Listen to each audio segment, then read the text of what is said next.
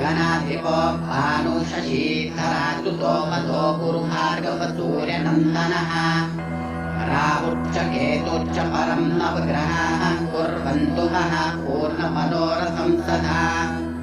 उपेन्द्रम् इन्द्रो वरुणो हुताशनस्त्री विक्रमो भानुशकश्चतुर्भुजः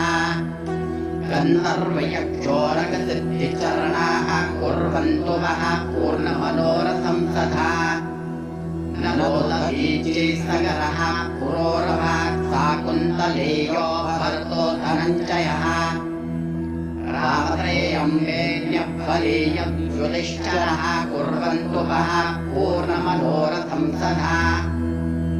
मनोर्मरीचे भृगुदक्षान्नारदः पराशरो व्यासवसिष्ठभार्गवः बालीके कुम्भोद्भवगर्गोत्तमः कुर्वन्तु वः पूर्णमनोरथं सदा ब्रह्मा सची सत्यपति च देवकी गौरी च लक्ष्मी च तुलसी च रुक्मणी कुर्मो गजेन्द्रः सचराचराधरा कुर्वन्तु वः पूर्णमनोरथं सदा गंगा च क्षिप्रा यमुना सरस्वती गोदावरी वेत्रवती च सदा नर्मदा सा चन्द्रभागा वरुणोत्वसी नदी कुर्वन्तु वः पूर्णमनोरथं सदा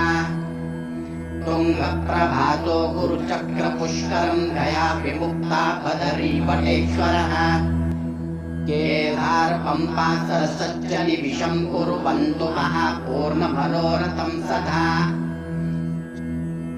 शङ्खश्चतुर्वासितपत्रचामरं मणिः प्रदीपो वररत्नकाञ्चनम् सम्पूर्णकुम्भः सौतो हुताशनः कुर्वन्तु वः पूर्णमनोरथं सदा प्रयाणकाले यदीवासु मङ्गले प्रभातकाले च देवाभिषेचने धर्मार्थकामाय जयाय वासितं व्यासेन गुरुर्यातु मनोरथं हि तथा।